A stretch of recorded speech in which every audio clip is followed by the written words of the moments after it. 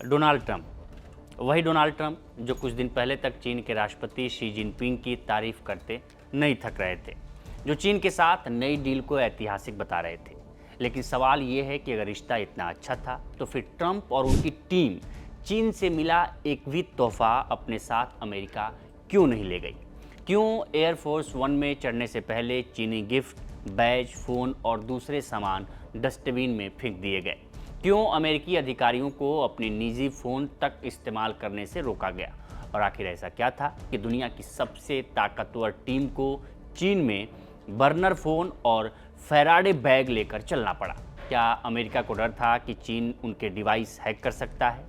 क्या ट्रंप की टीम को साइबर जासूसी का खतरा महसूस हो रहा था, या फिर ये सिर्फ सुरक्षा प्रोटोकॉल नहीं बल्कि अमेरिका और चीन के बीच बढ़ते अविश्वास का सबसे बड़ा संकेत है? आज की इस वीडियो में हम आपको बताएंगे कि ट्रंप के चीन दौरे के बाद आखिर ऐसा क्या हुआ जिसने पूरी दुनिया में हलचल मचा दी है। अमेरिका और चीन के बीच तनाव कोई नई बात नहीं है, लेकिन इस बार मामला इतना आगे बढ़ गया है कि अमेरिकी राष्ट्रपति डोनाल्ड ट्रंप के विमान में चीन से मिला कोई भी सामान ले जाने की इजाज़त नहीं थी। जी हाँ, रिपोर्ट्स के मुताबिक ट्रंप के चीन दौरे के बाद अमेरिकी डेलीगेशन ने चीन की तरफ से मिले गिफ्ट, बैज, फ़ोन और दूसरे सामान को एयरफोर्स वन में चढ़ने से पहले डस्टबिन में फेंक दिया। अब ये खबर दुनिया भर में चर्चा का विषय बनी हुई है, क्योंकि सवाल सिर्फ गिफ्ट का नहीं है, सवाल भरोसे का है और उस डर का जो अमेरिका को चीन की टेक्नोलॉजी और साइबर निगरानी से है। दरअसल इस पूरे मामले की शुरुआत हुई व्हाइट हाउस प्रेस कॉर्प्स की पत्रकार एमिली गोदीन की एक पोस्ट से।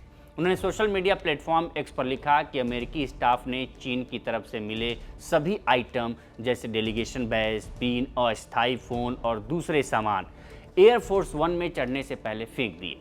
उन्होंने साफ लिखा, nothing from China allowed on the plane, यानी चीन से मिला कोई भी सामान विमान में नहीं ले जाया गया। इस पोस्ट के बाद सोशल मीडिया पर वीडियो और तस्वीरें वायरल होने लगी। इकोनॉमिक टाइम्स और टाइम्स ऑफ इंडिया की रिपोर्ट्स में भी यही दावा किया गया कि अमेरिकी सुरक्षा एजेंसियों ने पहले से निर्देश दे दिए थे कि चीन की तरफ से मिला कोई भी इलेक्ट्रॉनिक डिवाइस विमान में नहीं जाएगा।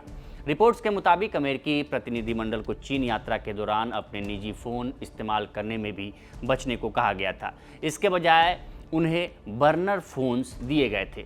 अब सवाल है कि ये बर्नर फ़ोन क्या होते हैं? असल में बर्नर फ़ोन ऐसे अस्थायी फ़ोन होता है जिसे सिर्फ कुछ समय के लिए इस्तेमाल किया जाता है। उसमें सीमित डेटा होता है और ज़रूरत ख़त्म होने के बाद उसे बंद या नष्ट किया जा सकता है। ऐसा इसलिए किया जाता है ताकि कोई संवेदनशील जानकारी लीक न हो सके। न्यूयॉर्क पोस्ट की रिपोर्ट के मुताबिक ट्रंप खुद भी अपना नियमित मोबाइल फ़ोन इस्तेमाल नहीं कर रहे थे।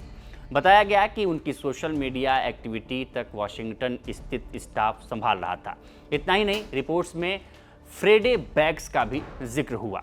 अमेरिकी अधिकारियों के निजी फ़ोन इन खास बैग्स में रखे गए थे। ये bag mobile signal, wifi, Bluetooth और जीपीएस जैसे सिग्नल को ब्लॉक कर देते हैं।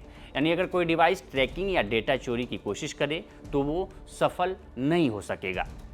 अब यहाँ सबसे बड़ा सवाल उठता है कि क्या अमेरिका को सच में चीन से जासूसी का डर है? तो जवाब है हाँ, और ये डर नया नहीं है। पिछले कई सालों से अमेरिका चीन पर साइबर जासूसी के आरोप लगाता रहा है।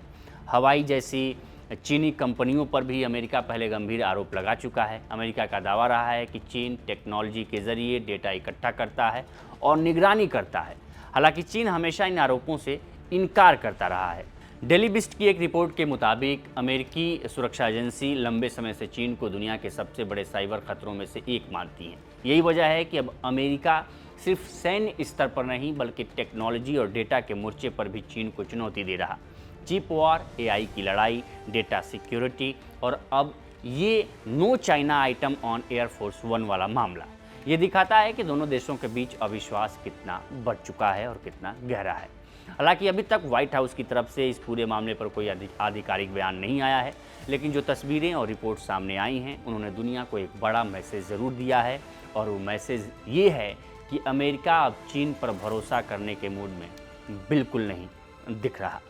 तो फिलहाल इस रिपोर्ट में इतना ही। इस पर आपकी क्या राय है हमें कमेंट कर सेक्शन में जरूर बताएं। बाकी देश दुनिया की तमाम खबरों के लिए बने रहे लोकमत हिंदी के साथ। नमस्कार।